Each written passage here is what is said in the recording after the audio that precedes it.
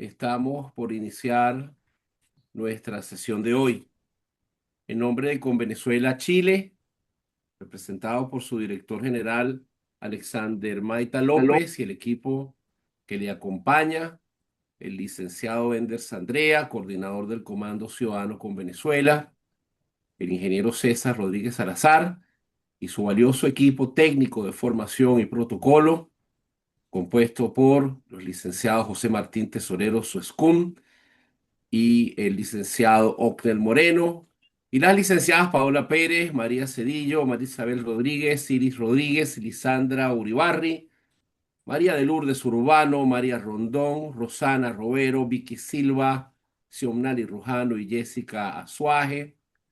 Gracias a cuyo compromiso y entrega este diplomado ha llegado hasta ustedes todos estos domingos, así como en nombre del Centro de Investigación Humanista, representado por su presidente, el licenciado Isaías Avendaño Saca, y sus distinguidos directivos internacionales, el doctor Jorge Luis Gaviria de Estados Unidos, el doctor Numa Montes de Oca en Argentina, el profesor Rafael López en Colombia, el licenciado Jorge Carrión desde la Fundación Universidad Hispana en Perú, y el doctor José Gregorio Guevara en Venezuela, y el embajador Walter Hernández Juárez en Costa Bájate. Rica, en nombre de la red académica aliada en universidades del mundo y de quien les habla en esta mañana, Luis Manuel Marcano Salazar.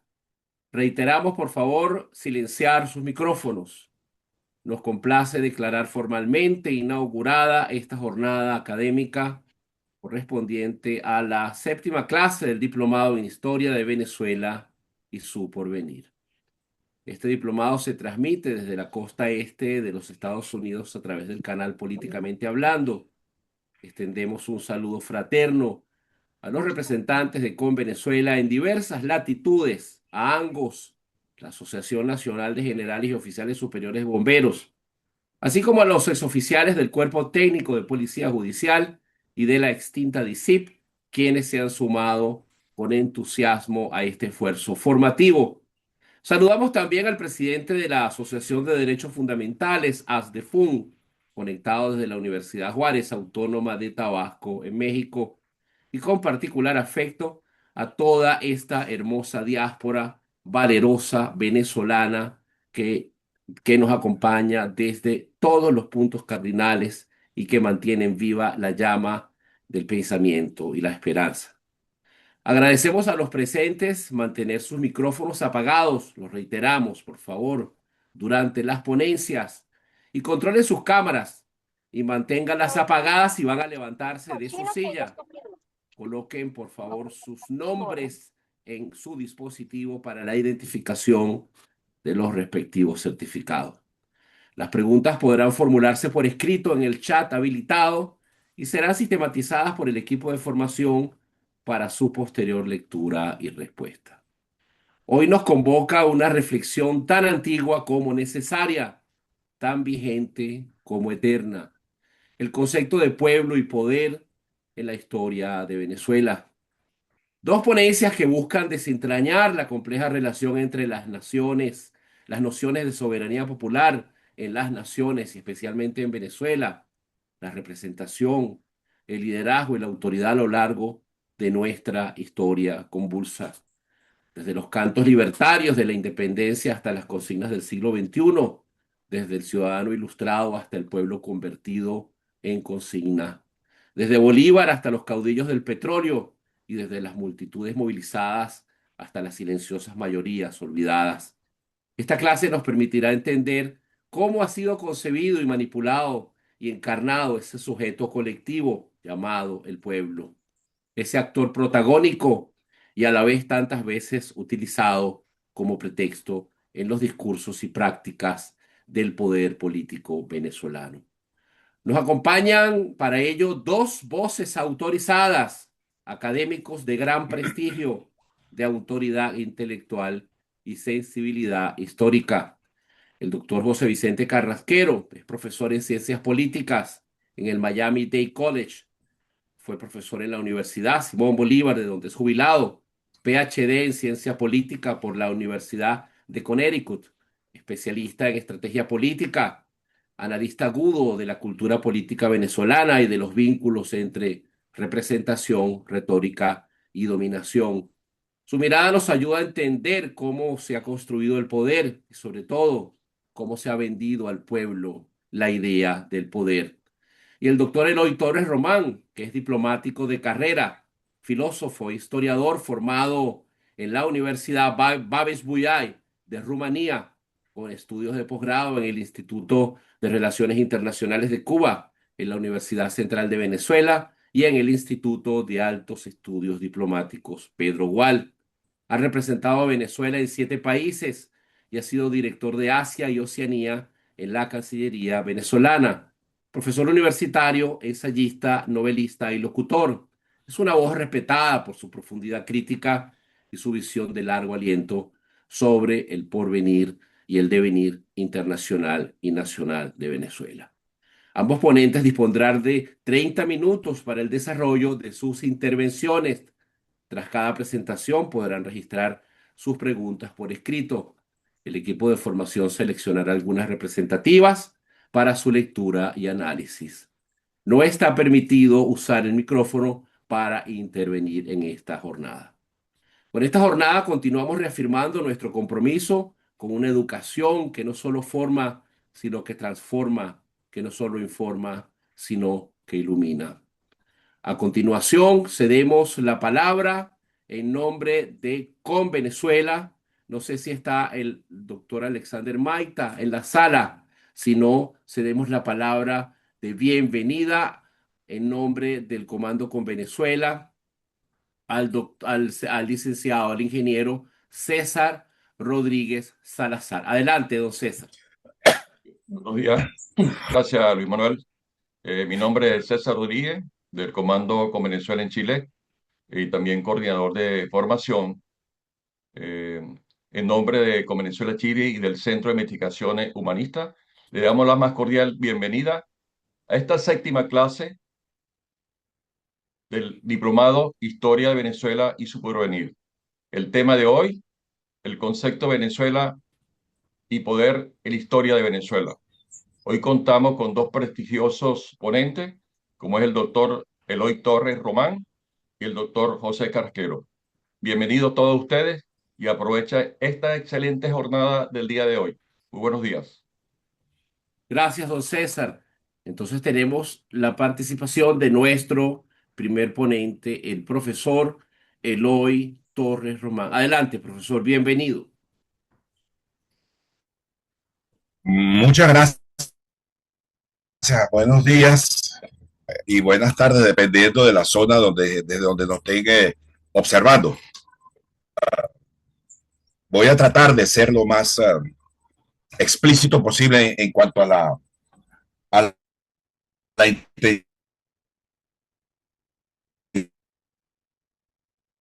intencionalidad de formular un conjunto de reflexiones, pues muy profundidad, y que, bueno, desde mi punto de vista, desde mi perspectiva, quisiera yo por lo menos presentar algunos trazos, algunos lineamientos de lo que yo considero. Pero en principio voy a asumir, vamos a decir, desde el punto de vista eh, una especie de papel, pues, del malo de la película, en expresar, de colocar sobre la mesa un conjunto de situaciones que me permitan a mí desarrollar más adelante a la hora de responder a alguna que otra pregunta en caso que hubiera necesidad para tratar el tema en sí de lo que yo quiero decir. Hay que comprender, pues, que el tema del poder, del pueblo y poder en la historia de Venezuela es una constante, es algo que ha estado siempre presente en la historia de nuestro país, y que, bueno, yo creo que llegó el momento, nosotros, pues, después de transitar más de un siglo y algo, de vivir atrapado, pues, en una madeja de tensiones y de conflictividad que en el siglo XXI se proyectan de nuevo.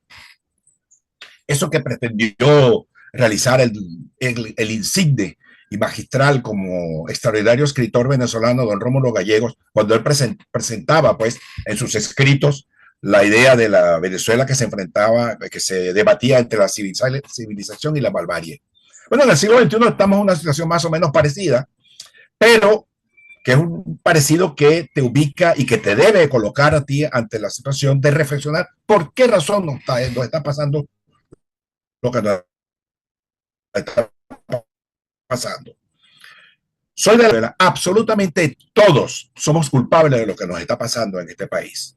Es decir, gobierno, oposición, militares, iglesias, sindicatos, empresariado, sociedad civil, actividades, se llama, los gremios estudiantiles, los gremios empresariales, los gremios sindicales, todo el entramado del Estado venezolano y de la sociedad civil somos culpables de hoy en día nos somete ante un poder que debe ser apuntalado por esa realidad llamada pueblo.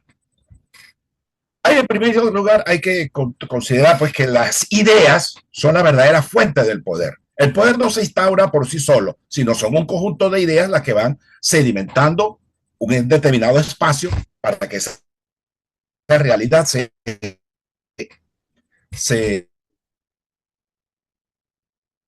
haga valer.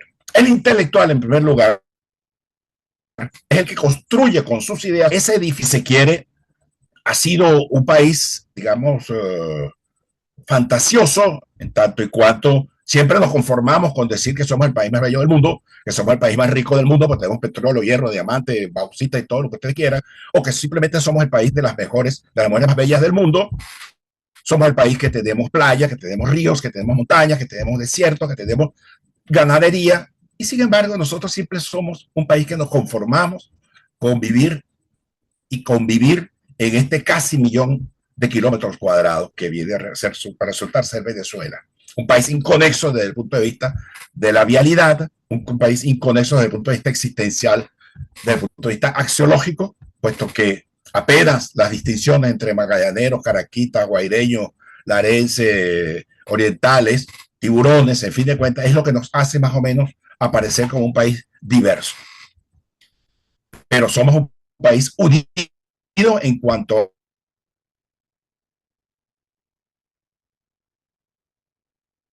a una visión repleta de ignorancia y de irresponsabilidad realidad venezolana. Te repito, tal como dije desde un principio, voy a jugar el papel del malo de la película. ¿Por qué? Tenemos 26 años del siglo XX, perdón, acumulando una cadena de errores, errores tras errores. Todos los venezolanos, repito, somos culpables de lo que nos está aconteciendo. Y la culpa la ubico yo. En primer lugar, porque esa intelectualidad que se ha formado y que se ha desarrollado y que se ha estructurado en torno a un conjunto de ideas, digamos, muy europeas,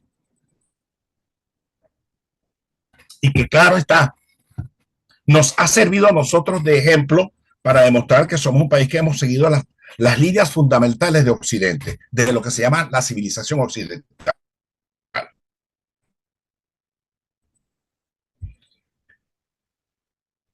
Pero lamentablemente nosotros en ese mundo occidental hemos optado por la parte más débil del mundo occidental, que es aquella idea que fundamenta abrazar la idea de la libertad. Lo que nos hace diferente en el hemisferio frente a los Estados Unidos. Mientras nosotros en América Latina, vamos a hablar solamente de Venezuela en este caso, abrazamos el concepto de la igualdad. En estos días le preguntaba, le colocaba a mis estudiantes en la central, en la Escuela de Comunicación Social, qué es lo que preferían, la libertad o la igualdad, y la mayoría decían que la igualdad. Eran 2 o 3 de los 27, 28 estudiantes de las cada secciones me dijeron que abrazaban la libertad. Cuestión que me llamó, evidentemente, como siempre me estaba llamando la atención, de por qué somos lo que somos y que hemos abrazado siempre un concepto que nos ha conducido a donde nos tiene en este momento esta realidad. Igualmente, siempre me he preguntado, y se lo pregunto a mis estudiantes, es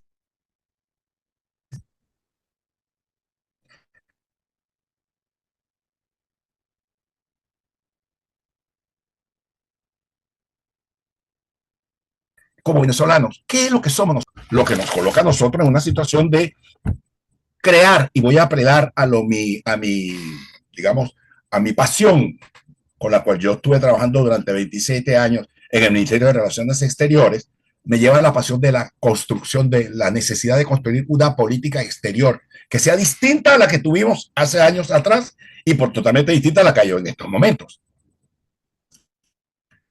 Estamos en la primera parte del siglo XXI. Mariano Viconsalas, cuando murió Gómez, un tanto arbitrariamente, desde el punto de vista histórico, existencial, llegó a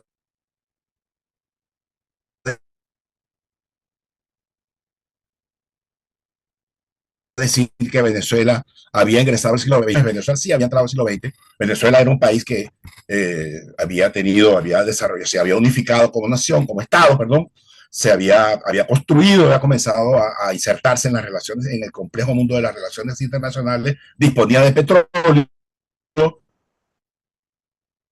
disponía de un conjunto de elementos que le permitieron brindar a la Venezuela un carácter unitario, e incluso podemos decir que una vez que se descubre el petróleo y que se desarrolla el petróleo, Venezuela inició un proceso que en 50 años convirtió a Venezuela en un país relativamente civilizado, frente a lo que le tocó a Inglaterra, que durante 300 años alcanzar el mismo nivel de civilidad que Venezuela alcanzó en 50 años, pero lo hicimos nosotros gracias al petróleo. Hoy todavía somos un país, repito, voy a recurrir, somos un país todavía aferrado al concepto de la igualdad, mientras que desde la oposición, tanto como desde el gobierno, tanto desde el punto del mundo intelectual, del mundo académico, rechazan o si bien lo obvian el concepto de libertad para colocar por encima de ellos la igualdad. Y uno lo observa con los estudiantes cuando uno saca una determinada nota y el otro saca otra determinada nota, y se sienten mal por cuanto uno no termina de comprender que por qué razón, si han recibido la misma educación, las mismas ideas, el desenlace siempre es distinto.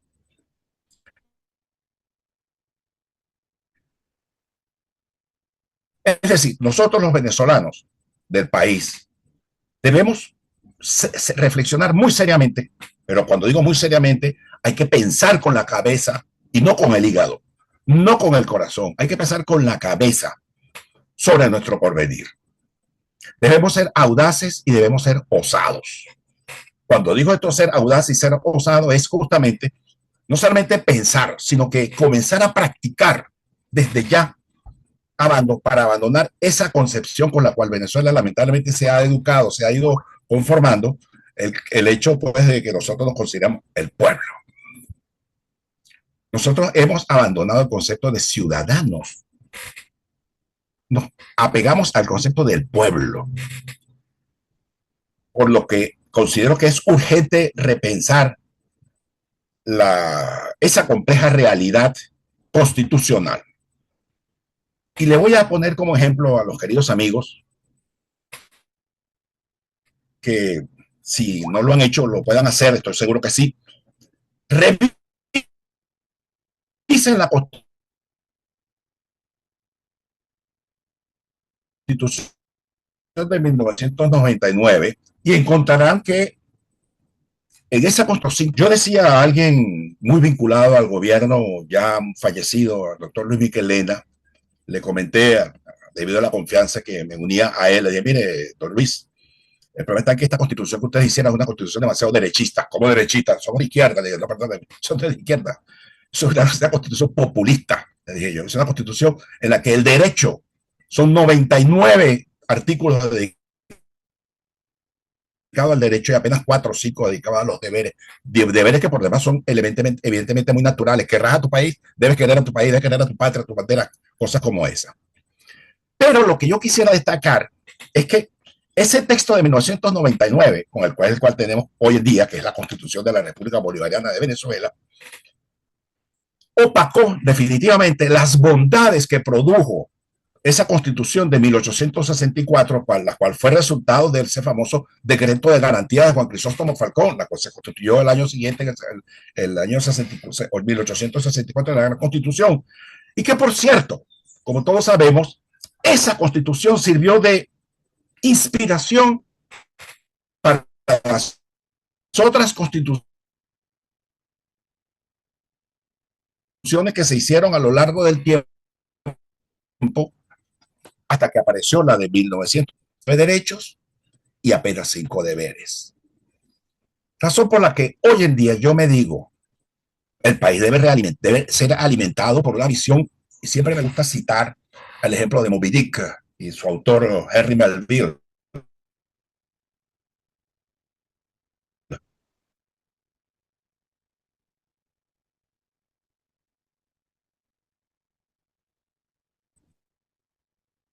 Cuando digo nosotros por tocado, ensimismado, enfermizo por alcanzar la ballena blanca, pero lo que trata de destacar Melville allí es que el hombre se debe imponer por encima de las dificultades.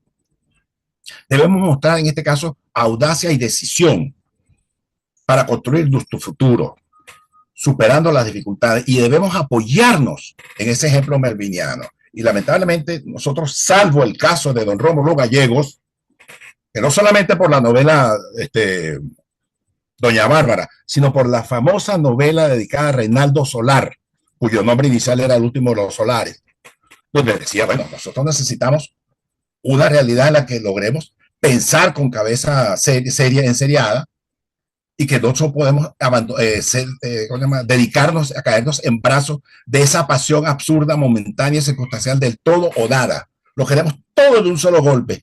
Y como dice el personaje, al final el venezolano se queda sin nada. Razón por la cual hoy en día es obligatorio para el venezolano que nos refugiemos, que caigamos en los brazos del espíritu positivista que construyó don Rómulo Gallegos.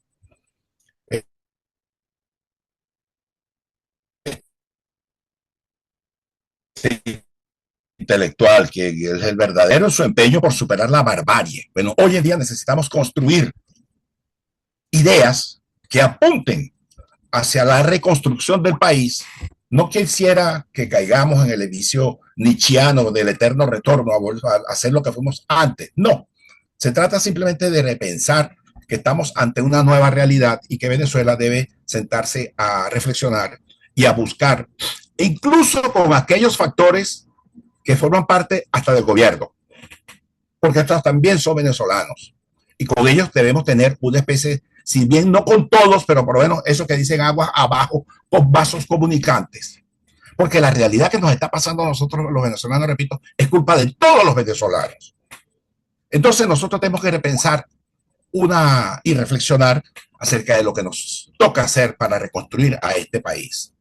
Pongo como ejemplo la guerra federal. La guerra federal que terminó en 1863, resultó, gracias a pues que se sentaron después de 100.000 muertos, después de sentarse sobre una alfombra de 100.000 muertos a una capaz de coche, que por fin se sentaron a negociar una salida. Bueno, mutatis mutandis, eso significa que no me oyeron. ¿Me están oyendo? A veces se entrecorta. Sí se escucha, profe, Sí, pero se sí. está cortando un poco. Debe ser la señal. Esa es la señal, sí. Debe ser la señal. Bueno, decíamos pues que Adelante. gracias al pacto de Coche, Venezuela logró reencontrarse y salir adelante. Y repito, años después, gracias al petróleo, iniciar un proceso civilizatorio que nos colocó en la etapa pues de ser un país de las características de un país que en 50 años Disculpen, pasa lo mismo desde Panamá, o sea, se entrecorta constantemente. logró los mismos niveles de civilidad que le tocó a Inglaterra hacer. Por ello, debemos pensar, debe ser el puente de Panamá que está viéndose para que no nos escuchemos. Bueno, tenemos que pensar para un proyecto nacional. Esas no son ideas, digamos, al voleo que se lanzan. Debe ser producto de reflexiones, debe ser producto de una visión integradora en torno, repito, a un proyecto de nación, a la reconstrucción para servir a circunstanciales, digamos, amagos, pues, de un liderazgo mesiánico, que Venezuela, lamentablemente, estamos enfermos de mesianismo. Siempre es un mesianismo circunstancial, es un mesianismo que no responde a la realidad. No es hoy, es mañana, es mañana, es pasado mañana. Hay una constante en Venezuela y en el liderazgo político a sentirse como ungidos por una visión mesiánica. El venezolano tiene que entender que hay que aprender a ser serios. Yo les puedo colocar ante el siguiente detalle. En el año 1993, primero en el año 92, ya en los posteriores días a la rebelión, al golpe de Estado que se dio el 4 de febrero de 1992, a los 10 días fue el carnaval, creo, sí, si mal no recuerdo, días de verde olivo con una gorra roja y con unas botas, como cual si fueran los jóvenes que se lanzaron a la aventura del 4 de febrero de 1992. Pero no solamente eso, sino que después de ese 4 de febrero, al año siguiente, cuando defenestraron al presidente Pérez de la presidencia de la República, que lo obligaron a salir de la presidencia de la República, basta ver, recordar, y eso está en la hemeroteca. Voy a citar lo que le gusta decir a un periodista inglés que cita mucho Edward Carr. Decía él, C.P. Scott decía, los hechos son sagrados, la opinión es libre. Pero los hechos son sagrados porque uno observaba, o yo observé, cómo en las barriadas y en las urbanizaciones, léase Cafetal, Prados del Este, Los Naranjos, La Taona,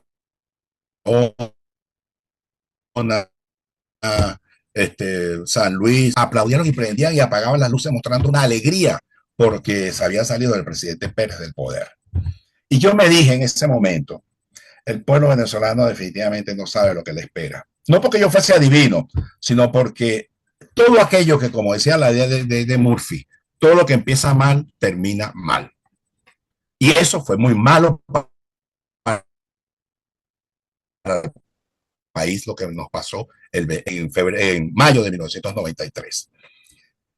De tal manera, pues, que esos aplausos a rabiar que brindó el país por la salida de Pérez son los mismos aplausos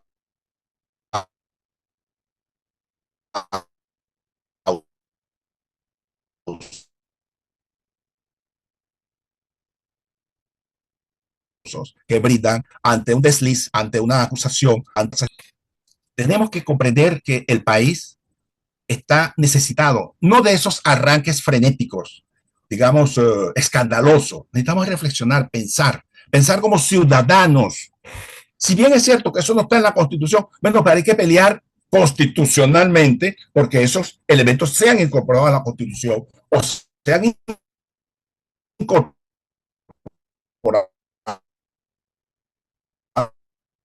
a ese texto constitucional. Vive un proceso muy, pero muy complejo y que no termina de entender que necesitamos, en el caso particular, repito, voy a citarlo de nuevo, lo de la política exterior, una política exterior acorde con lo que se nos está presentando hoy en día.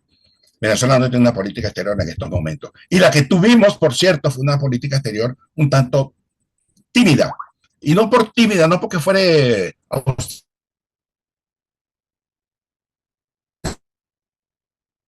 valentía, sino porque se mostró demasiado idealista, que es el tema del Esequibo. Venezuela está a punto de perder definitivamente el Esequibo. A mí personalmente me alimenta la idea desarrollada e inspirada por un politólogo norteamericano, Robert Kaplan, quien en un libro describió la venganza de la geografía. El mundo está viviendo ejemplos en los que la geografía se está imponiendo. Este es el caso de Israel en el Medio Oriente, este es el caso de Rusia con Ucrania, este es el caso de China con Taiwán, este es el caso de aquí América Latina, de Chile y Argentina que están enfrentados, de Chile con Perú que están enfrentados. Debe definitivamente repensar su papel en la futura política exterior a construir. No basta con decir lo bueno que fuimos. No basta con destacar las bondades de lo que hicimos. Hay que reconstruir lo que nos toca hacer. Y eso hay que verlo y observarlo con espíritu crítico. dos cosas quisiera destacar que son elementos fundamentales que hay que reseñar. Uno, lo constituyó el famoso protocolo de Puerto España de 1970. Eso para la política exterior fue una mancha. Yo no digo que fue culpa del doctor Caldera o del doctor Calvani, que ellos lo hicieron hacer porque le dio la gana, no, sino porque no comprendieron que Venezuela tiene enfrente a un conjunto de países en el arco superlunar del Caribe, están todas estas islitas, todas esas islas que son estados, que son votos que votan en la OEA y votan en las Naciones Unidas, pero también tenemos del lado colombiano a nuestros hermanos colombianos, neogranadinos, como lo llamaríamos de verdad, quienes pretenden siempre y siempre han pretendido colocarnos contra la pared del Golfo. Pero también tenemos el tema del pacto en la diplomacia como los elementos centrales y no en la política, que es la que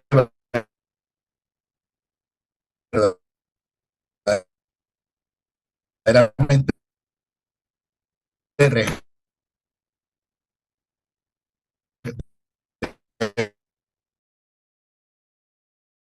Bien, vamos a darle paso a... El profesor Eloy tiene problemas técnicos. Pedimos a la audiencia paciencia. Bueno, se caen los aviones, que son herramientas súper técnicas y bien cuidadas. O puede ocurrir esto, así que le pedimos a todos disculpas y paciencia en este sentido. Vamos a pasar con nuestro próximo ponente, el profesor Eloy Torres, se va a reconectar luego y en el intercambio de preguntas y respuestas, bueno, él puede, digamos, hacer algunos comentarios y cerrar algún ciclo de su presentación. Gracias de todas maneras al profesor Eloy Torres. Pedimos disculpas por el tema de la señal. Vamos a continuar con con nuestra clase. Vamos de seguida a ceder la palabra al profesor José Vicente Carrasquero. Bienvenido, profesor José Vicente Carrasquero. Adelante. Buenos días y buenas tardes, dependiendo de la zona del planeta en la que se encuentren. Buenas noches, inclusive.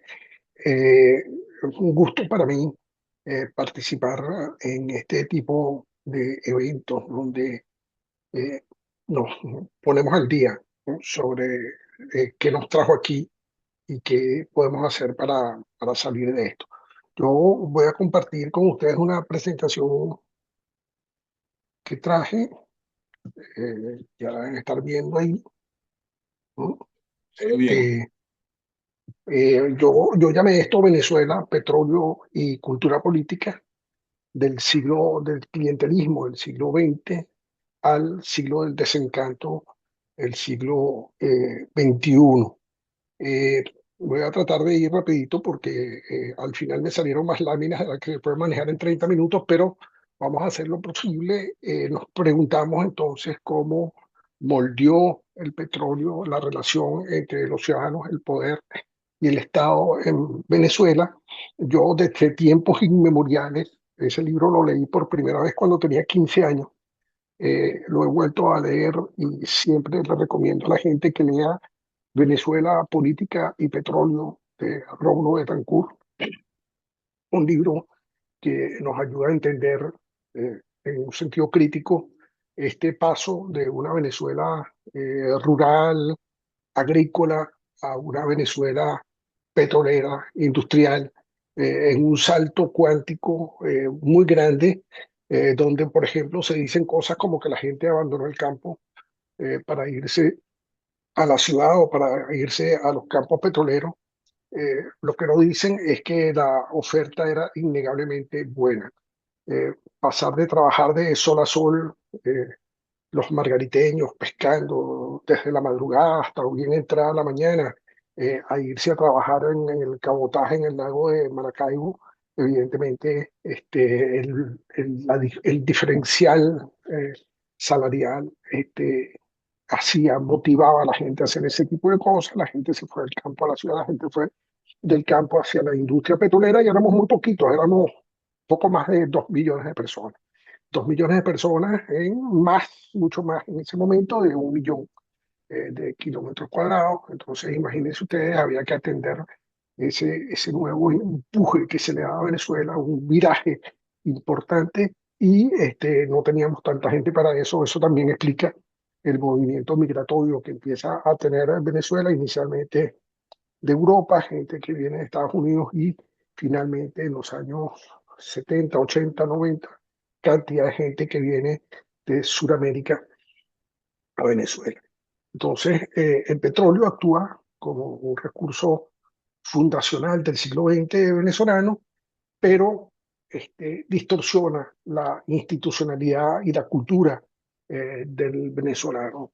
Pasamos de ser unos venezolanos que entendíamos nuestra contribución financiera, es decir, el pagar impuestos para que el Estado funcionara, a ser personas que en ese balance entre pagar impuestos y recibir del Estado siempre andábamos de alguna forma recibiendo más de lo que contribuíamos con el Estado. Y eso, por supuesto, lleva a una cantidad de fenómenos que espero poder presentarles durante estos minutos. Déjenme ver la hora porque el petróleo, Profesor, no eh, se preocupe por el tiempo, dele tranquilo. ok, Adelante. el petróleo desde 1900 a 1958, hablamos del inicio de la explotación petrolera y su rápido impacto en la economía, en la transformación social del país, y que empezáramos a jugar béisbol, viene de esa gente que viene de Estados Unidos básicamente a explotar petróleo, la creación de esas urbanizaciones petroleras, los economatos llevan a la creación más adelante de los supermercados y todo ese tipo de cosas, ese acercarnos a lo que era la cultura norteamericana mucho más rápido que nuestros vecinos, bueno, básicamente porque éramos poquitos y estábamos recibiendo muchísimo dinero. La renta petrolera, entonces, es base de las relaciones entre el Estado y la sociedad. Y algo que aprende la sociedad muy rápidamente es que el Estado está recibiendo mucho dinero, entonces el Estado tiene la obligación de hacer una cantidad de cosas por sus ciudadanos. Y casi nunca hemos hablado de lo que fue la intoxicación financiera del Estado, que hizo que se comprometiera más allá de sus posibilidades reales y que nosotros entráramos entonces en la historia en una fluctuación de los precios petroleros. Los precios del petróleo subían, nosotros nos iba bien, los precios del petróleo bajaban, entonces no nos iba tan bien, básicamente porque hicimos a la economía totalmente dependiente del petróleo.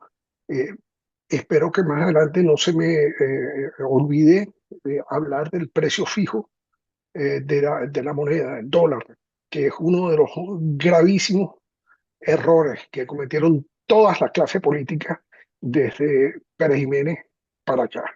Después está el surgimiento de un Estado centralizado con un poder de redistribución, pero al mismo tiempo sin contrapeso. Un Estado que comienza a operar como un Estado casi autoritario, a pesar de que tenemos democracia, tenemos elecciones, tenemos cambios de Congreso, tenemos cambios de presidente, y sin embargo, el Estado sigue siendo brutalmente fuerte porque tiene un recurso que la gente quiere y ese recurso es precisamente dinero.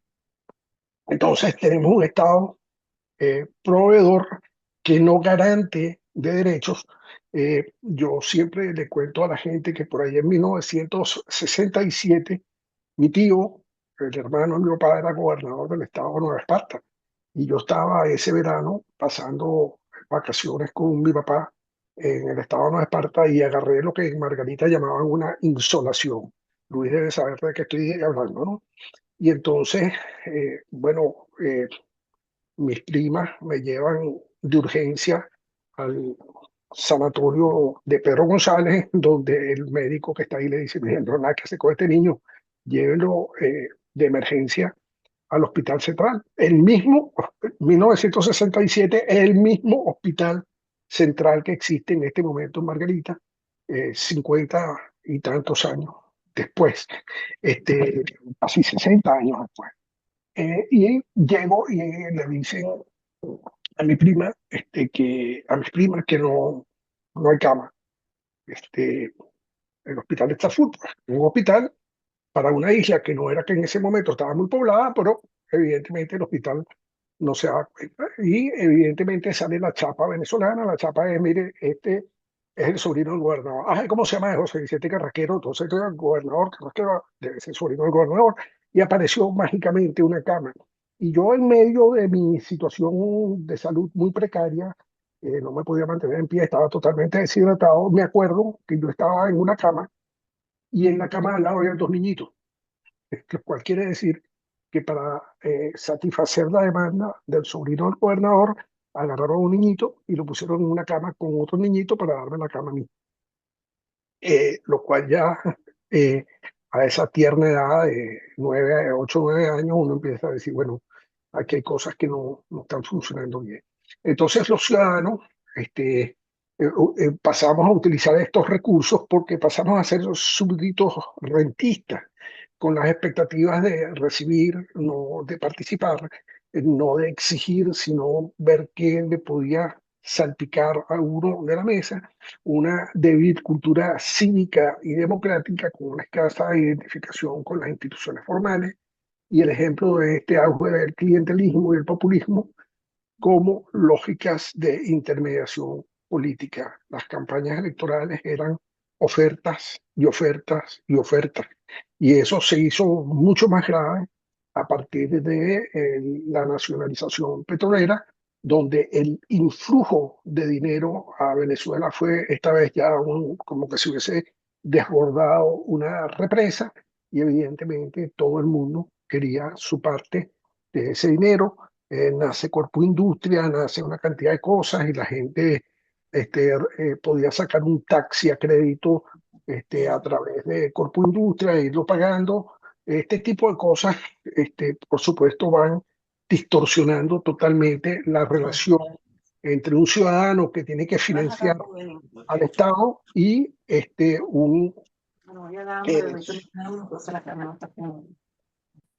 ¿están hablando conmigo? Por favor, No, mantenga sus sigue. micrófonos cerrados, por favor. Adelante. No, es que pensé que me estaban dando alguna instrucción ahí, no, No, no estaba. adelante, profesor. Entonces, este asunto que va transformando la cultura política del venezolano poco a poco, empieza a convertir al político, al líder empresarial, en una especie de gestor de un dinero a través del cual él puede hacer favores y hacer de sentir a la población de que están recibiendo eso gracias a ellos, por un mérito que evidentemente no es del ciudadano porque no viene de su contribución al financiamiento del Estado, pero que se hace ver como que es un favor que otorga quien está en los altos cargos del país. Entonces la riqueza fácil trajo también una distorsión del empresariado. El petróleo implantó una mentalidad de riqueza sin esfuerzo.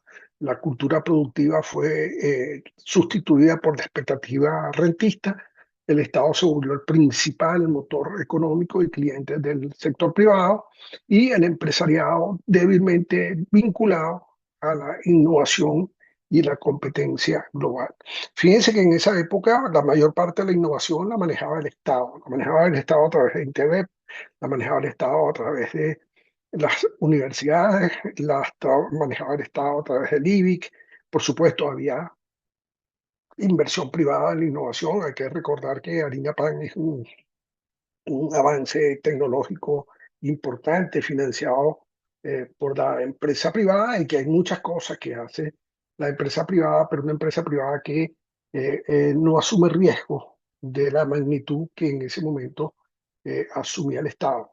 Y el Estado, lo voy a decir ahorita para que no se me olvide, asume el ridículo rol de convertirse en el único proveedor de divisas en la economía. ¿Cómo hace eso? Bueno, pone un precio fijo de la moneda y la gente piensa que tiene acceso a ese derecho, a ese dinero fijo, cuando en 1983 comienza a saberse que Venezuela no va a poder pagar la deuda que ha contraído desde los años 70 y que se vence en este momento y que el refinanciamiento está difícil, empieza una de las primeras grandes corridas de capitales que vemos en el país. A 4:30 la gente empieza a comprar lo que tenía en bolívares en dólares. Eso produce una descapitalización violenta de la economía venezolana y lleva al Viernes Negro el 18 de febrero de 1983, en la que el banco, el presidente en ese momento, Luis Herrera Campins, Luis sabe cómo llamaba yo a Luis Herrera Campins, no lo vamos a repetir ahorita porque cierra el mercado de divisas y entramos ahí en lo que ha sido la tragedia de Venezuela desde 1983 a nuestros días.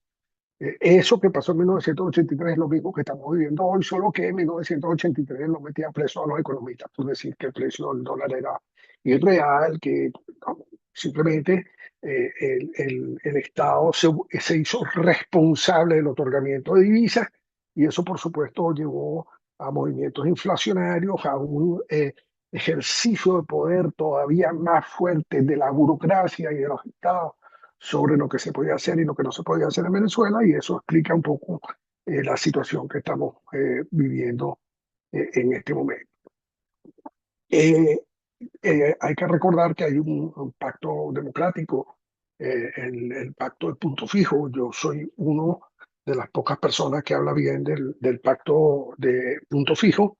El pacto de punto fijo era el producto de una realidad que se vivía en ese momento. No se podía volver a repetir lo que había pasado en la Revolución del 45, donde Acción Democrática se hace del poder y comienza a ejercerlo sin cortapisas, sin restricciones, y eso hace que rápidamente en 1948 tengamos otro golpe de Estado y lleguen nuevamente los militares al poder.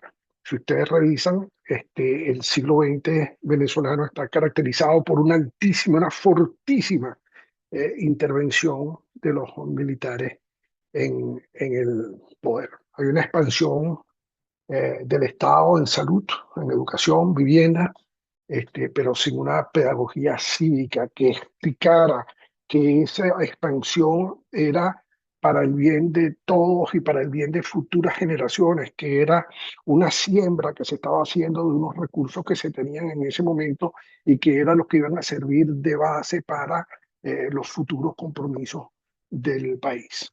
Esa época se caracteriza por una alta participación electoral, lo cual no significaba necesariamente que había una alta cultura democrática.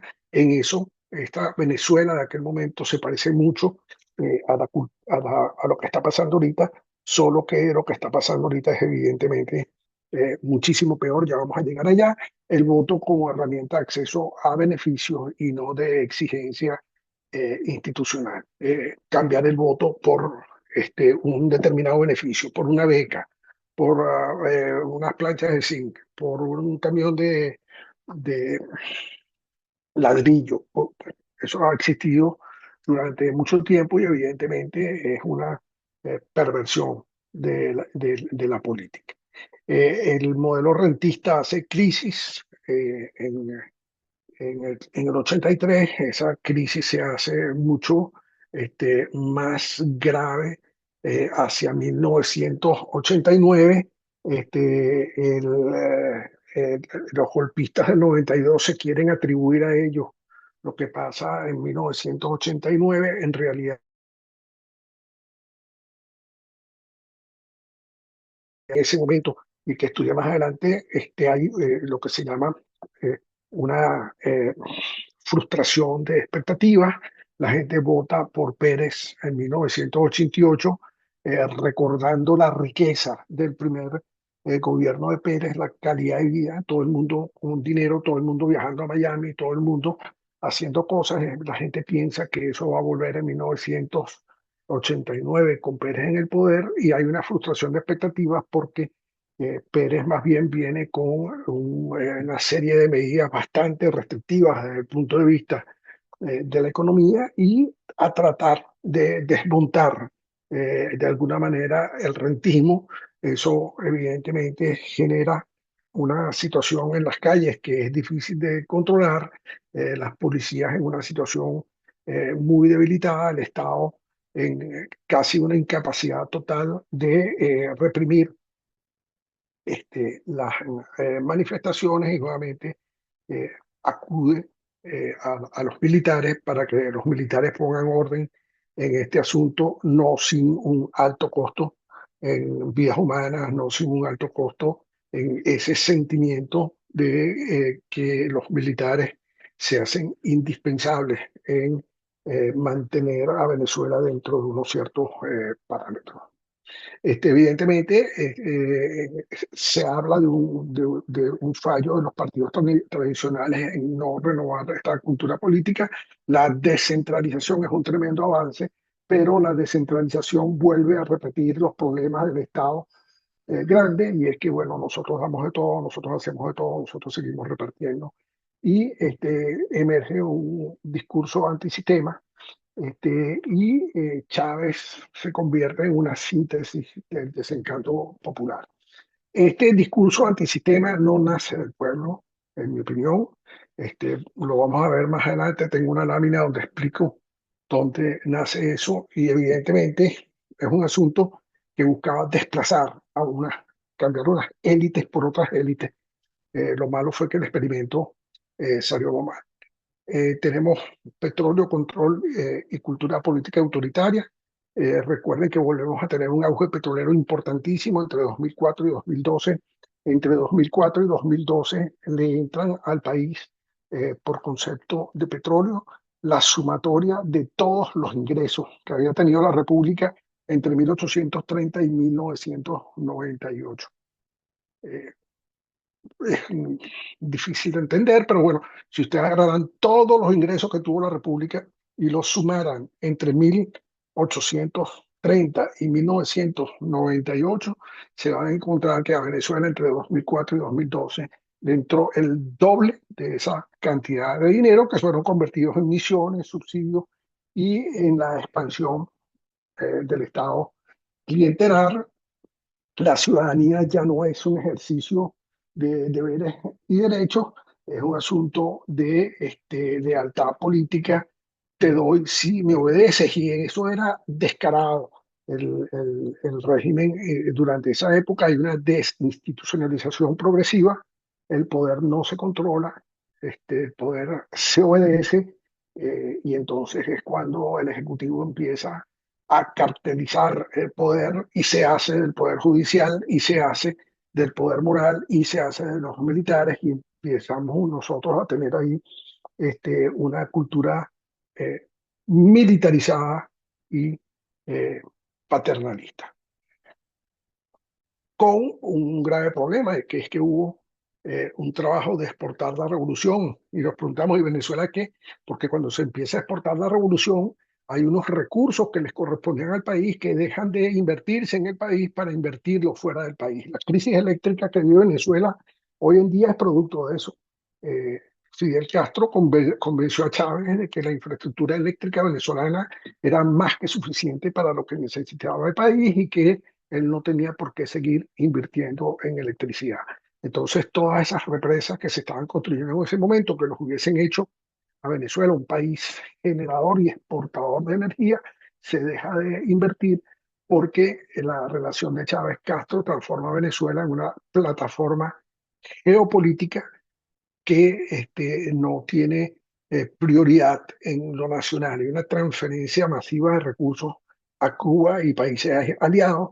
Recuerden hospitales que se construyeron en Uruguay, infraestructura que se hizo en Bolivia, infraestructura que se hacía en Centroamérica, el abandono de las políticas de producción interna, la inversión en el ALBA, Petrocaribe, Telesur, misiones internacionales. Había una misión para entregarle petróleo a gente en el Queens, en New York City. Ustedes se imaginarán, ¿no? El que tenga la peor calidad de vida en el Queens vive mucho mejor que el 95% de los venezolanos, y sin embargo había una misión para darle diésel para la calefacción aparte de esa población. Hay un control cubano sobre los registros, la salud, la inteligencia y la formación política, y una cultura del Estado causa. Se gobierna para el proyecto, no para el pueblo. Lo que es importante aquí es la revolución. Si para que la revolución avance tú te tienes que quedar en el camino, te quedarás en el camino. Esa es la filosofía cubana de los procesos políticos inacabados, y como no están acabados, entonces tengo que seguir invirtiendo y tengo que seguirle metiendo a esos procesos. Y todo esto viene con una consecuente falta de educación cívica. No se comprende el Estado como una estructura legal administrativa, sino como una fuente de dádivas. Hay una desconexión entre los derechos exigibles y los deberes de los ciudadanos, y hay poco entendimiento de los mecanismos como presupuesto, control público, separación de poderes. La gente no entiende que si quiere que le construyan una escuela en tal lado, ese dinero tiene que salir de algún lado, y ese algún lado normalmente es quitarle dinero a otra cosa para ponerlo ahí, sacarle más dinero a la gente para ponerlo ahí, que ya no hay, como había en el pasado, una capacidad de sacar dinero de donde no había, generando evidentemente deudas permanentemente. La paradoja contemporánea, hoy en día, en este momento que estamos hablando, pobreza extrema, en un país con las mayores reservas de petróleo del mundo, hay una ruptura simbólica del contrato rentista. La élite en el poder sigue disfrutando las mieles del poder, vuela en aviones de lujo, se desplaza como le da la gana, y la gente abajo en el pueblo tiene que conformarse con lo que tenga a bien el déspota darles en cualquier momento. Ciudadanos sin derechos plenos, pero también sin deberes exigibles. La gente, bueno, a cambio no paga electricidad o paga muy poco, no paga el agua o paga muy poco, no paga el gas o paga muy poco, y así sucesivamente. Y el éxodo como una expresión del fracaso del pacto estatal. Ustedes lo saben muy bien porque son parte de esa gente que tuvo que salir del país buscando un futuro, buscando una manera de cabalgar esos años, y muchos de ustedes de ayudar a la gente que dejaron atrás, que se quedó en el país. Emergencia de nuevas formas de cultura política. eh, Tenemos redes internas, redes externas, tenemos una diáspora gigantesca, y la informalidad se ha hecho del país. Eh, ¿Qué hacer? Bueno, los retos para una cultura política democrática: reinstalar la relación entre derechos y deberes, promover la educación cívica y constitucional desde edades muy tempranas, desaparecer estas ideas de los líderes, de los caudillos, de que le debemos a fulano, le debemos a sutano, crear incentivos para la participación en lo público, no solo en lo electoral, y desmontar el imaginario del Estado Mesías, el Estado dadivoso. Esta conclusión es mentira, simplemente para que ustedes sientan que voy a terminar. Después de esta lámina vienen tres más, pero ya sí estamos comenzando a terminar. El petróleo moldea no solo la economía, sino también las ideas sobre ciudadanía y poder. No somos unos ciudadanos a la usanza colombiana, no, ni siquiera. ¿Por qué? Bueno, porque los colombianos entienden que ellos pagan impuestos para financiar el Estado. Los chilenos entienden que ellos pagan impuestos para financiar, y que como ellos financian el Estado, tienen un derecho de exigir una determinada calidad de vida. Eso en Venezuela es un asunto que fue pasado por encima por una cuestión del rentismo y de no tener que hacer mayor pelea por recibir favores. Sin cultura democrática, la riqueza se convierte en una trampa, y el futuro va a depender de romper el ciclo clientelar y construir una ciudadanía exigente, informada y participativa. Ahí tengo que reconocer que 20 Venezuela ha venido haciendo un trabajo muy importante en hacerle ver a la gente que es con su esfuerzo, con su trabajo, con sus ganas, que vamos a sacar el país adelante. Eh, Hay de las láminas que tengo aquí para cerrar, que son puntos importantes: la gran paradoja del oro negro. El petróleo, lejos de hacernos ricos, nos hizo mentalmente pobres. nos convirtió en súbditos de élites políticas y económicas que repartían la renta como limosna, no como derecho. Y al olvidar cómo funciona un Estado, renunciamos también a nuestra ciudadanía. Eh, ¿Y cómo pasamos de entonces de la limosna al despotismo?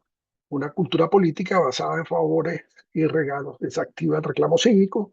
El poder se concentra en quienes administran la renta, no en quienes representan al pueblo. La dependencia se transforma en sumisión. Quien da todo puede quitar todo, y eso lo hemos visto con cantidad de personas en Venezuela. El paso del clientelismo al autoritarismo no fue una ruptura, sino una continuidad. Ese era el camino hacia el cual nos estaban llevando, y evidentemente si no hay una ciudadanía exigente, el dispositivo se disfraza de generosidad. Es decir, se acuerdan de nosotros y nos dan algo. No hay que olvidar que la corrupción, por ahí en el año 80 y tantos, el profesor Joaquín Marta Sosa nos habló de la corrupción como elemento estabilizador del sistema político venezolano.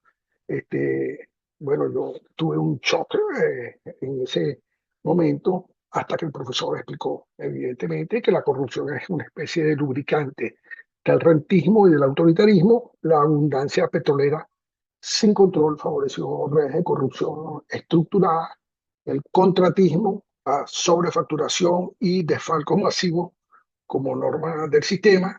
La corrupción funcionó como mecanismo de lealtad para premiar a aliados y castigar disidentes.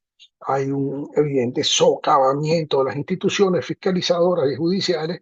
Eso de la Contraloría, pura paja, no existe, la Fiscalía tampoco.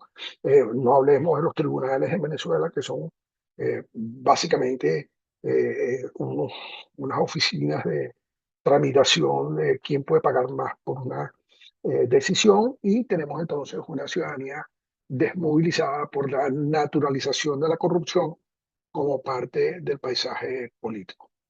Y dejé último, pero no menos importante, lo que ha sido para mí uno de los graves problemas por los cuales eh, pasó Venezuela, que es el desplazamiento de los partidos tradicionales por intelectuales y figuras influyentes como el doctor Urral Pietri, que impulsaron la idea de una tercera vía moral. En esto se empataron el editor del diario El Nacional, se empataron el dueño de Radio Caracas, el dueño de Venevisión, en un esquema de demolición de lo existente, demolición de las estructuras de los partidos políticos, demolición de la credibilidad de esta gente. En esto se gastó un infierno de dinero y promovieron figuras emergentes como el argumento de que peor de lo que estamos no vamos a estar. Yo no sé si se acuerdan ustedes que esto es una línea que sale en esa famosa novela Por estas calles. Este, Están hablando dos personajes de la novela, y el tipo le dice, ¿por quién vamos a votar? Y él le dice, por quien sea. Total, peor de lo que estamos, no vamos a estar.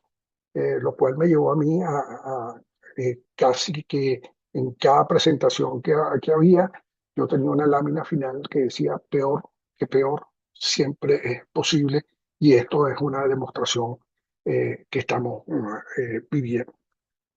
Debilitaron la legitimidad de los partidos sin ofrecer estructuras democráticas alternativas. Su crítica al sistema terminó sirviendo de antesala simbólica a opciones autoritarias, y en su afán de corregir, facilitaron el colapso institucional y la llegada del despotismo populista. Esto no pasó, como decía el profesor Eloy Torres, porque tenía que pasar. Pasó porque nosotros tuvimos una responsabilidad ahí, pero hubo algunos que tuvieron más responsabilidades que otros. Estos son los que ustedes deben haber oído llamar como los notables. Los notables se dedicaron a tratar de dictar pauta de hacia dónde debía ir el país, cómo se tenían que hacer las cosas. Y bueno, esto nos trajo a estos, como decía el profesor Marcano, esas lluvias trajeron estos lodos. Profesor José Vicente Carrasquero, muchísimas gracias por esta notable conferencia de esta mañana.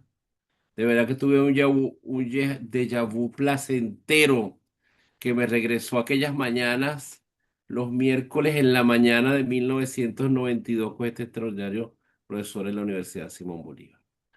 Bien, tenemos una serie de preguntas para nuestros ponentes. El profesor Eloy Torres ya ha ingresado en la sala también. Queremos saber si quiere el profesor Eloy Torres, ya que hubo ese problema de comunicación, si quiere continuar con algunos elementos que no pudo concluir de su ponencia. No sé si Sí, desearía mira, decir algunas palabras. yo quisiera complementar buena parte de lo que terminó, lo que le pude escuchar también al profesor Carraquero, pero ojo, quiero repetir el papel ese del malo de la película, que si bien es cierto que todo el panorama que terminó de escribir el profesor Carraquero de alguna manera sistematizó un conjunto de cosas que siempre formaron parte de nuestra cultura, para decirlo en esos términos tan rimbombantes.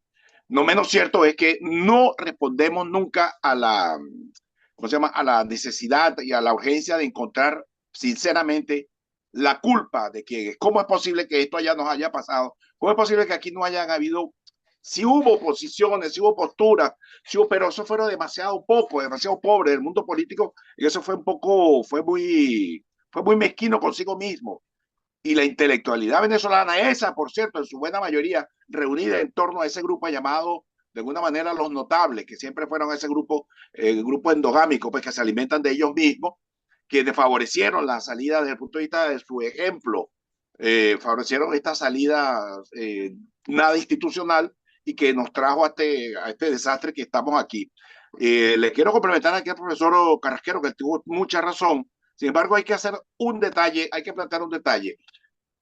Los desastres que tenía que había generado Venezuela bajo el régimen democrático fueron abordados en buena medida. El profesor Carrasquero es, digamos, testigo fiel y testigo activo de que se hicieron serias reflexiones en lo que se llama la COPRE, en la Comisión Presidencial para la Reforma del Estado, que se hicieron un conjunto de reflexiones, un conjunto de sugerencias y las mismas no fueron tomadas en cuenta, salvo cuando llegó el presidente Pérez, quien lo hizo desde el punto de vista de una audacia política y que lamentablemente fue mal comprendido o fue mal entendido incluso por su propio partido y el desenlace es lo que nosotros tenemos hoy en día. Lamentablemente, ¿cómo se llama?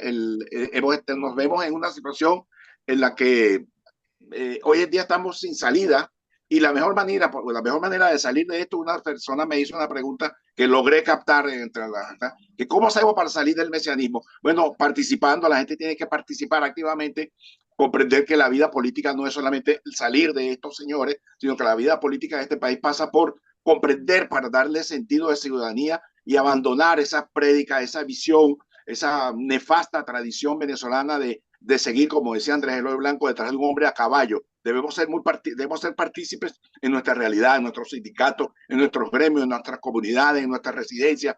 De tal manera de dar siempre a hacer valer el concepto de ciudadanía por encima de los derechos, como lo que dije yo, que es una constitución que tiene dibujados 99 artículos dedicados al derecho y apenas 5 de deberes. En ese sentido quería complementar lo que había dicho el profesor, a quien saludo con gran aprecio y gran respeto, al profesor Carrasquero. Gracias, profesor Eloy Torres, por sus palabras. Bueno, ha sido una mañana luminosa. Gracias por la conexión que ahora ha logrado. Nuestra inteligente y activa audiencia ha hecho algunas preguntas que el equipo de formación de 20 ha compilado y yo voy a reproducirla en este momento. La primera pregunta es para cualquiera de los dos que quiera responderla. En la construcción del porvenir nacional, ¿qué valor consideran ustedes pueden ser prioritarios? ¿La libertad o la igualdad? Y en el marco, y en ese contexto, en ese marco, ¿creen que el país necesita una transformación profunda a través de un proceso constituyente originario o bastaría un simple retoque de la constitución vigente? Esa pregunta No sé si alguno quisiera, son cuatro preguntas. No sé si alguno quisiera responderla en este momento. De que le dé la palabra al profesor Carrasquero, después yo digo dos cositas también. Adelante, Muy rápidamente, adelante. muy rápidamente, a mí me llamó mucho la atención cuando el profesor Torres estaba hablando de sus alumnos y que muchos preferían la libertad a la igualdad. No, al En- revés. Preferían la igualdad a la libertad. Así. Y entonces hay un libro muy interesante, que bueno, leerlo tomaría su tiempo. Yo les recomiendo conseguirse por ahí. En Wikipedia hay un buen resumen, se llama La Aporía, Libertad e Igualdad, de Isaiah Berlin. Es una discusión que en dos platos dice, bueno, si le doy prioridad a la igualdad, automáticamente voy a ir en contra de las libertades y entonces en función de la igualdad levanto a los procesos comunistas que terminan achatando, dejando totalmente de lado a la igualdad, perdón, a la libertad. Y bueno, y si me voy del otro lado, a lo que llaman el liberalismo, el neoliberalismo salvaje, donde le doy más énfasis a la libertad, entonces la igualdad casi que también desaparece. ¿Dónde se queda uno ahí en el medio? Bueno, yo creo que hay oportunidades y hay ideologías que permiten empujar un equilibrio entre libertad e igualdad. Para mí, gusto, yo siempre he preferido la libertad, porque y cuando uno se lee la Constitución de los Estados Unidos, se da un énfasis muy importante a la libertad y sobre la igualdad. Lo que ellos dicen es que te doy igualdad de acceso, que va a depender de ti alcanzar esa igualdad en ejercicio de tu libertad. Entonces, yo creo que si nosotros impulsamos la libertad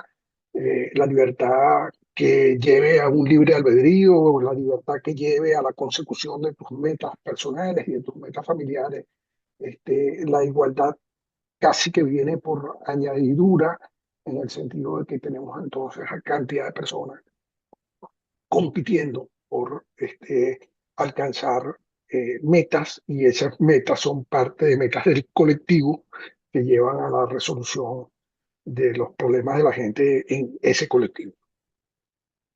Y un gusto, Excelente, pues. profesor Torres. Excelente, profesor. Adelante, doctor Eloy Torres. Excelente, doctor Carrasquero. Está silenciado, doctor Eloy Torres. ¿Ven? Rico. Y ahora, Ahora, bueno, ahora voy a bien. tratar de completar lo que estaba diciendo el profesor Carrasquero, en el sentido, pues, que sí, en efecto, vale la pena, porque justamente estoy tratando el tema de la libertad y la igualdad con mis estudiantes, y ahí fue la gran discusión. Esta semana viene la respuesta a lo que ellos me van a dar tras haberlos mandado a leer el libro de Isaiah Berlin, los escritos de Isaiah Berlin, a propósito de libertad positiva y libertad negativa.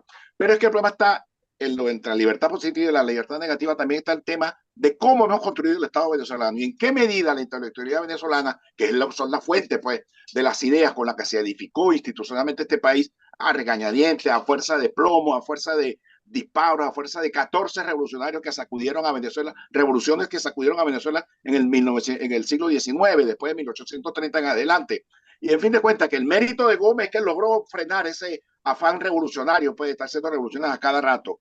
Entonces, ¿qué pasa? Que el problema está en que Venezuela siempre fue esclava de una visión asfixiante, que es la visión estatista. Y eso parte solamente de la idea de la independencia, la idea de la ilustración, que por cierto tuvo, como dice, una variante en los Estados Unidos en la que se privilegió la libertad por encima de la igualdad. En cambio, en América Latina, nosotros, herederos de la cultura francesa, fundamentalmente de la idea rusoniana, europea, fundamentalmente, que nosotros abrazamos en la igualdad y al mismo tiempo abrazamos la idea del Estado como el motorizador de la propia realidad. Y está el punto, pues, que en el año 1828 el propio Simón Bolívar lanzó un decreto monárquico, por cierto, mediante el cual se establecía que el Estado era el dueño de la tierra y de lo que estaba bajo la tierra. Entonces, y que, bueno, cualquier decisión, eso forma parte de una arbitrariedad, de una decisión, digamos, que el Estado podía cometer, y eso no es otra cosa sino arbitrariedad monárquica, porque el Estado era dueño de todo.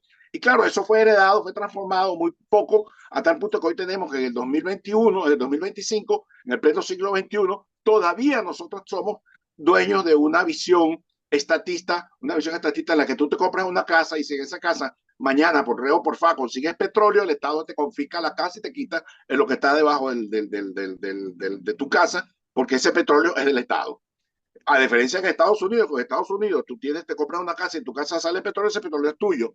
Entonces, ¿qué pasa? Que el problema está allí, que es el carácter asfixiante con la que Venezuela y los países se han construido en América Latina y en los Estados Unidos, la diferencia, una visión en la que la libertad pasa por encima de la libertad, pues de la igualdad, y una visión en la que en los Estados Unidos el individuo está por encima del Estado, a diferencia nuestra, en la que el Estado está por encima del individuo y el Estado es el que decide. Y eso ha creado toda una cultura que desarrolló muy bien el profesor Carrasquero, que se ha ido matizando, cambiando de color. Unos son verdes, otros son blancos, hoy en día son rojos, rojitos, en fin de cuentas, pero en el fondo es lo mismo. Es una visión estatista, asfixiante, monopolizadora del Estado y confiscadora de los derechos naturales del ser humano.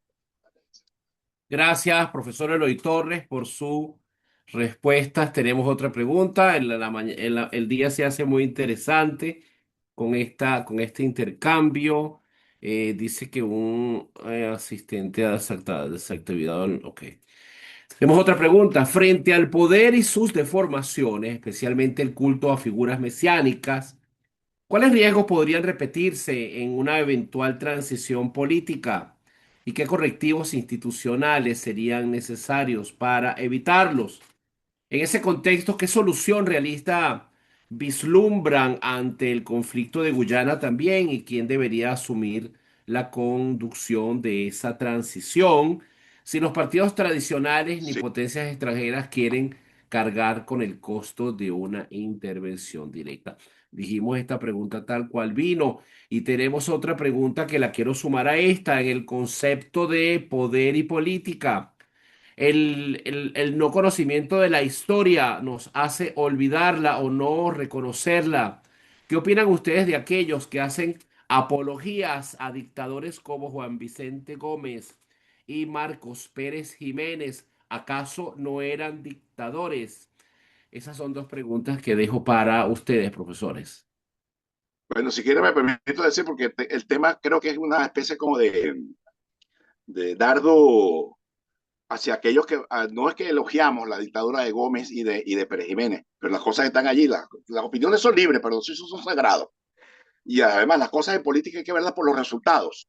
Tenemos un 23 de enero, un Pérez Jiménez que hizo el 2 de diciembre, mejor dicho, el 23 de enero hoy en día, que hizo la autopista Caracas-La Guaira, que hizo la CBG, que hizo el teleférico, que hizo la Universidad Central de Venezuela, esa institución donde somos profesores allí en estos momentos, que se hizo un conjunto de instituciones, un conjunto de desarrolló y llevó adelante una política exterior bastante sabia, ¿no? Incluso con ciertos enfrentamientos con los propios Estados Unidos. Y usted, profesor Luis Manuel Marcano, que escribió un libro muy interesante acerca de las relaciones de Venezuela con los Estados Unidos, hay un capítulo dedicado a las relaciones de este país con los Estados Unidos durante el mandato de Pérez Jiménez. Bueno, también el caso de Gómez, que fue el gran mérito de Gómez, porque unificó al país, creó las fuerzas, modernizó las Fuerzas Armadas, creó un Bolívar, acabó con esa dicotomía del Bolívar agrario, Bolívar petrolero, creó una ley del trabajo que la vino a legalizar, a hacer ley Eleazar López Contreras, pero Eleazar López Contreras la tenía ya en el escritorio que se la había dejado Gómez para hacerla. Luego, un conjunto de cosas. Y en el plano internacional, una cosa que hay que destacar, por ejemplo, en un caso cuando Venezuela en pleno 1917, en plena guerra mundial, la primera guerra mundial, uno de sus funcionarios, ministros, va y se le acerca a Gómez y le pregunta a quién le entregamos, a quién le vendemos petróleo, benemérito, a los alemanes o a los enemigos de los alemanes. Y en Gómez, en su estilo muy propio de Gocho, le confesó, le dijo, pues oiga, amigo mío, la pelea de los tigres, los pollinos no tienen nada que buscar. Le vendemos a que nosotros queramos vender y punto. Eso mostró que tenía una posición equidistante frente a los problemas en las relaciones internacionales, frente a las tensiones que existían en las relaciones internacionales. Por esa razón, yo no es que estoy defendiendo ni a Gómez ni a Pérez Jiménez, sino que por la vía de los hechos están allí sobre la mesa, son hechos que son palpables y que son visibles y que, bueno, de alguna manera contribuyeron para el país, contribuyeron a la edificación de la institucionalidad en Venezuela. Ahora, en cuanto a la visión de mesiánica, Eso es un tema que lamentablemente no solamente nosotros lo tenemos, sino que nosotros lo heredamos de España. Ahí está el drama de España. España está viviendo hoy un drama en la que hay un individuo, digamos, edificado, él se ha edificado una especie como de culto a la persona, una especie de Stalin moderno, dirigiendo el PSOE, destruyendo la historia del Partido Socialista Obrero Español para convertirse en una especie de semidictador, ¿no? Felizmente la sociedad española ha creado un conjunto de instituciones que lo ha ido frenando poco a poco y le ha ido minimizando su poder. El drama es que ese es un país que sufre del mal de la cainita, como lo dijera el presidente Betancourt, a propósito de que Venezuela también sufre del mal de la cainita. No terminamos de entender que podemos comprender que podemos tener una relación, digamos, afectiva y normal, políticamente hablando, con los adversarios políticos. Y lamentablemente nosotros eso lo heredamos en España y por eso Venezuela sufre ese drama. Gracias, profesor Eloy Torres, por su respuesta. Profesor José Vicente Carrasquero, ¿quisiera usted responder también? Bueno, aquí hay unos comentarios muy tentadores que uno no puede dejar pasar, ¿no? Uno tiene que ver con la intervención extranjera en Venezuela como mecanismo de resolución del conflicto. Por motivos de autocensura no voy a decir lo que hay que hacer, porque este, me pueden acusar de incitación a la violencia. En todo caso, lo que tenemos claro es que estamos frente a un Estado terrorista. El ejercicio del monopolio de la violencia, una violencia que el pueblo, a través del artículo 5 de la Constitución, deposita en, el Estado, y entonces quienes ejercen el poder tienen esa violencia, supuestamente para defender a los ciudadanos, la usan al revés, la usan para someter a los venezolanos en una cuestión multidimensional. Yo escribí un panfletico, tiene pocas páginas, unas 50 páginas.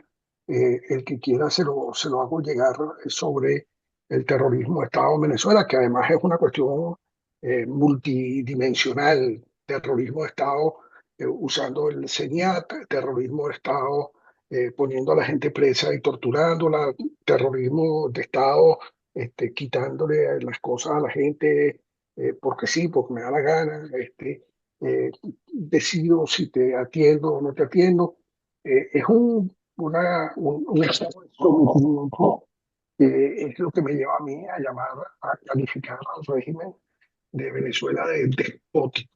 Y bueno, ustedes saben que el despotismo es así ya el colmo de los ejercicios autoritarios sin ningún tipo de cortapisa.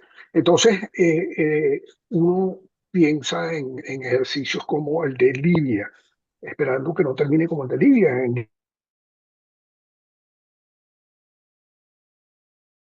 un dictador con mucha más capacidad militar real, como era Muammar Gaddafi, fue derrocado. Fue derrocado básicamente porque hubo grupos en la oposición que asumieron también que la violencia se contestaba con violencia. Hubo ahí una participación de potencias europeas que mermaron las capacidades de Muammar Gaddafi y eso llevó a la derrota, a la salida de Muammar Gaddafi. Entonces, en Venezuela, para decirlo claro y raspado, el señor Maduro no tiene ningún incentivo para negociar con la oposición. ¿Por qué? Porque la tiene sometida por la vía de la violencia al colmo de que la principal representante de la oposición venezolana tiene que estar escondida. ¿Por qué? Bueno, porque si la agarran, imagínense ustedes, ¿no? Entonces, cuando uno está en esas situaciones, es evidente que los mecanismos normales dejan de funcionar. Por eso es que yo eh, me exalto un poco cuando veo al secretario general, al nuevo secretario general de la OEA hablando de discusiones, ¿cómo se llama? De conversaciones, o a la señora Sheinbaum hablando de la autodeterminación de los pueblos. Él sí me da dolor de estómago. Cada vez que tengo oportunidad de aparecer en un programa de televisión, la mando a estudiar. Vaya a estudiar, usted esa materia se la rasparon. Autodeterminación de los pueblos hay cuando los pueblos tienen derechos y pueden ejercerlos. Un país que el pueblo no tiene derechos, no puede ejercer, no puede haber Sí. autodeterminación de los pueblos. Entonces, evidentemente hay que trabajar con la ayuda que pueda venir del exterior, pero hay que estar preparado para responder con las fuerzas, con lo que se pueda equilibrar desde el interior del país. Ese fue el caso de Libia y fue el caso de las revoluciones en Portugal, la Revolución de las Rosas, y fue el caso de las revoluciones en los países árabes, que fueron desbordando de alguna manera esos regímenes extremadamente autoritarios, fuertes, despóticos, que necesariamente tienen que ser desplazados del país. No hay ningún elemento que justifique el no derrocamiento de Maduro. Maduro tiene que ser obligatoriamente removido del poder. ¿Por qué? Porque no está ahí a través de una vía legal. Y entonces hay que hacer la suya. Y lo otro que siempre mencionamos es una preocupación para mí artificial, y me perdonan que en esto sea absolutamente, sobre todo los expertos en relaciones internacionales. Yo no tengo ninguna duda de que nuestros derechos sobre Guyana existen y están ahí, pero no está entre nuestras prioridades, porque si nosotros no podemos dominar el territorio sobre el cual tenemos soberanía, difícilmente podemos ocuparnos de otros asuntos que están por ahí, pero que necesitan, para nosotros ocuparnos de eso, recuperar una fortaleza interna que entonces sí nos permita decir, vamos a ocuparnos de este asunto. Yo esto lo digo, la gente cree que lo digo en broma y no es en broma. En un enfrentamiento de la Fuerza Naval Venezolana con las policías de Bonaire, Aruba y Curazao, yo apuesto a las tres islitas, porque es que nuestro apresto operacional desde el punto de vista militar está en el piso. Tan en el piso que el 24 de junio el desfile fue en los próceres y no en el campo de Carabobo. Y tan en el piso que el señor Maduro se presentó a través de la televisión desde un estudio en el Palacio de Miraflores y no hizo presencia en el momento. Eso para mí son claros indicadores de que Venezuela está atravesando una situación muy difícil desde el punto de vista militar, y a esto se añade una cantidad de otros elementos que auguran que en el caso de ni siquiera una intervención militar, con la amenaza, con la presión de una intervención militar, esto se puede ir al traste y hay que estar preparado para esa situación. Muchas gracias, profesor Carrasquero. Tenemos una pregunta que el equipo técnico me piden que se la formule tal y como está, a pesar de que tengo mis dudas de hacerla. Sin embargo, lo hago obedientemente como macero de esta conferencia. Profesor Carrasquero, ¿cómo recomienda usted, dice el interlocutor, a quien pide que le hagan la pregunta textualmente? ¿Cómo considera usted, cómo recomienda usted extirpar a la corrupción de nuestro ADN si lo heredamos de la madre patria y basta con ver a España en manos de Pedro Sánchez? ¿Será la formación moral y cívica o la penalización extrema de los delitos financieros? Termina el interlocutor con esta pregunta, pero voy a sumar en vista del tiempo otras tres preguntas más para que nuestros ponentes puedan dar una visión general, una respuesta general a estas preguntas.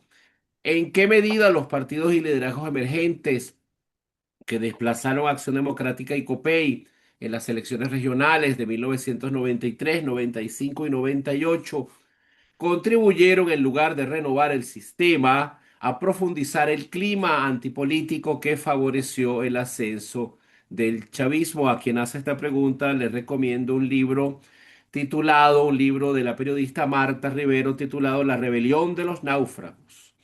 La otra pregunta es, ¿no resultó paradójico que al derrotar a los partidos tradicionales, estos nuevos actores políticos van a reproducir prácticas clientelares y caudillistas, debilitando aún más la legitimidad del sistema democrático? en lugar de ofrecer una alternativa institucional sólida. Gracias, profesores. Tienen el micrófono para dar respuesta a estas preguntas. Si me permite, yo puedo decir algo aquí, ¿no? Y de paso, Adelante. que tiene que ver con el tema del exequivo, ¿no? Al final. Bueno, pero en efecto, sí, la corrupción es un mal endémico en Venezuela, pero la corrupción también existe porque es que el Estado venezolano, tal como está concebido, tal como está construido, un Estado que ha sido, digamos, alimentado incluso por las ideologías o por las ideas de la intelectualidad venezolana, de los políticos venezolanos, construyeron un Estado basado pues en lo que se llama la idea del Estado de bienestar, obviando que hay una permanente y hay un deseo por parte del ciudadano por hacer valer sus derechos. Sin embargo, siempre aparecía el papá Estado promoviéndole y dándole, satisfaciéndole sus intereses primarios. Basta con citar la famosa pirámide de Maslow, el sociólogo, quien decía pues que la primera base, que es la principal, la base de esa pirámide, es la del estómago, es la de las necesidades directas del individuo. Bueno, con eso el Estado venezolano a lo largo de su existencia, y dije no solamente de este régimen, sino el democrático y de los anteriores, de Pérez Jiménez, de Medina Angarita, de Betancourt, de Medina Angarita, de los Contreras de Gómez, etcétera, etcétera, donde el Estado era el omnipresente para darle, como dice el profesor Carrasquero, yo te doy, tú me obedeces. Eso es una cuestión natural que Venezuela lo ha tenido. Por otro lado, la crisis del liderazgo político venezolano. Bueno, habría que ver qué es lo que significa la crisis del liderazgo político venezolano, porque en el 2015 la oposición unida, todos esos partidos tradicionales, ese liderazgo viejo, anticuado, de modé, como lo quieran llamar, ganó las elecciones legislativas, donde sacaron 115 diputados. Claro, el gobierno con una serie de trampas le quitó 3 diputados. Pero ¿qué hizo la oposición en ese entonces? En lugar de ir más adelante, a partir de la visión gramsciana, pues de la lucha de la guerra de movimiento y guerra de... En lugar de ir prepararse para unas elecciones a gobernadores, hubiera debilitado al gobierno, porque si tienen la asamblea bien, tuvieran una cantidad de gobernadores en tus manos que hubieran ganado, si hubieran mantenido esa misma unidad, hubiese sido otro el cantar, como se dice. Razón por la cual hay que siempre preguntarse, el liderazgo político siempre responde también a lo que tú hagas, a lo que te hagan el otro, pero lo que también haces tú. Los errores que tú cometes también alimentan el empoderamiento de que tienes al frente. Y eso hay que tenerlo en cuenta. Hasta ahora es muy poco lo que la oposición ha dicho, caramba, nos equivocamos. No quieren reconocer que se equivocaron con el famoso, primero por haberle ofrecido el alfombra al gobierno que se iniciaba dándole una constituyente en 1999. Luego, con el famoso huelga petrolera. Luego, con el famoso golpe de Carmona. Luego, con la abstención que le permitió que el gobierno se empoderara y que se monopolizara a la asamblea para construir un andamiaje jurídico político que es el que hoy en día está dominando, hasta el punto que es rojo rojita la justicia venezolana. Luego, de nuevo, la otra abstención. Luego se triunfa en las elecciones de 2015 en lugar de prepararse política y civilizada y en el marco de la democracia ir arrinconando los espacios y minimizando los espacios de desplazamiento del gobierno. No, se lanzaron por la vía facilita. En 6 meses lo vamos a sacar del poder, cosa que no tenía ningún sentido haberlo dicho y haberlo pensado, tampoco tenía haberlo dicho. Lo que tenía que haberse preparado para ganar las elecciones 17, 18, 19 gobernaciones le hubieran ganado aquí al gobierno, y el gobierno de ahora tiene la misma fuerza que tiene hoy en día. Y luego la participación en la que se ganó con el presidente, mi colega y amigo Edmundo González. No hubo plan B, no hubo un plan operativo que mantuviera en jaque. Si a las 4 de la tarde se sabía que el gobierno había perdido las elecciones, porque no se puso en práctica algo que desmontara al gobierno, máxime que la votación así había sido tan 80 y tantos % a favor de la oposición, eso que era muy difícil que se hubiese utilizado la represión, como dicen algunos, que se evitó la muerte y heridos y el enfrentamiento en las calles de Caracas. De lo mismo que acusaron a Capriles, por cierto, de cobarde, que no salió adelante porque no peleó por la diferencia de los 220,000 votos que le sacó Maduro a Capriles. Y en cuanto es la participación en última instancia del ciudadano el que puede determinar que ese tipo de cosas no sigan ocurriendo. Es el ciudadano que debe estar presente en los gremios, que debe estar presente en los sindicatos, en las organizaciones civiles, en el mundo empresarial, en el mundo eclesiástico incluso, debe estar presente, debe hacer valer sus derechos y debe hacer valer e imponer sus deberes. Eso es lo que debe hacer. Y no esperar que llegue un mesías, un individuo o una mujer que vengan con las ideas mesiánicas y prometeicas de resolverle el problema de tal fecha, tal cosa. No, señor, porque eso es una constante. La política es un hecho cotidiano, es un hecho difícil, arduo, complejo, que exige sacrificio. Las cosas no pueden ser como la gente cree, que de un día para otro, o como se dice en griego, pues soplar y hacer botellas. No, la política es un ejercicio muy complejo, muy difícil. Lo puedo decir yo por experiencia personal y familiar. Para aquellos que saben un poco de historia de Venezuela, saben que este país ha vivido momentos muy difíciles y que confrontó liderazgo que pues, pudieron ponerse a tono a las exigencias de lo que se estaba planteando. En cuanto al tema del Esequibo, alguien preguntó por allí, si mal no recuerdo, que si el doctor Galvani era de alguna manera el culpable de lo que el protocolo de Puerto España. Bueno, el doctor Galvani, que era el canciller del doctor Caldera, yo no lo digo que lo hicieron de mala fe, lo hicieron en el sentido de que creían que por esa vía se podía lograr alcanzar, negociar con Guyana una salida, digamos, práctica y política. No se olvidaron de un elemento fundamental, que en política la buena fe no existe y en las relaciones internacionales menos. Ciertamente tenemos grandes dificultades desde el punto de vista operativo de nuestras Fuerzas Armadas, pero tampoco estamos tan mal así como para decir que esta Bonaire, las islitas caribeñas, no pueden ganar un conflicto bélico. Ojalá que eso no ocurriera nunca. Claro está, con Guyana es distinto, porque Guyana está siendo apoyada por factores externos que participarían en una conflictividad en contra de Venezuela para facilitarle una serie de mecanismos a muchos que aplaudirían si derrotan a Venezuela por el desequilibrio en caso de que Venezuela intentare tomar por la vía de las armas a ese territorio. Porque eso significaría un malvinazo, pues que el desenlace sería como el que ocurrió en Argentina con las Malvinas. Por eso, sin embargo, hoy en día lo que hay que pensar con cabeza muy fría, hay que pensar no con el corazón, no con el hígado, sino con la cabeza bien fría, de pensar qué es lo que podemos hacer, qué podemos construir hacia más adelante, de reconstruir las Fuerzas Armadas, reconstruir nuestra economía, reconstruir una especie de política exterior que sea basada en el realismo político y no en el idealismo político, en creer en pajaritos preñados, no, actuar de conformidad con lo que nosotros, nuestro interés nacional. Y nuestro interés nacional pasa por conquistar definitivamente buena parte del Esequibo que nos garantice nuestra salida al Atlántico, frenar a los países caribeños e incluso darle a entender a los hermanos del lado izquierdo de Venezuela que el Golfo es venezolano 100%. Igual que a Brasil, hacerle entender que nuestro territorio en la zona del Estado de Bolívar son intocables. Eso es lo que hay que hacer. Muchas gracias, profesor Eloy Torres. Muchas gracias, profesor José Vicente Carrasquero. Hoy ha sido una mañana luminosa para todos nosotros. Gracias a todos, cada uno de ustedes que se han conectado a esta clase. Les recordamos que en la próxima clase vamos a abordar el tema de la criminalidad en Venezuela, en la nueva Venezuela y cómo combatirla en la nueva Venezuela, cómo estar seguro con dos extraordinarios ponentes. Uno de ellos es el profesor Fermín Marmo García y el doctor Jorge Luis Gaviria. Nos esperamos la semana que viene y con este mensaje finalizamos. El estudio es un triunfo individual que genera progreso social. Nos vemos la semana que viene. Muchísimas gracias por haber asistido a esta clase.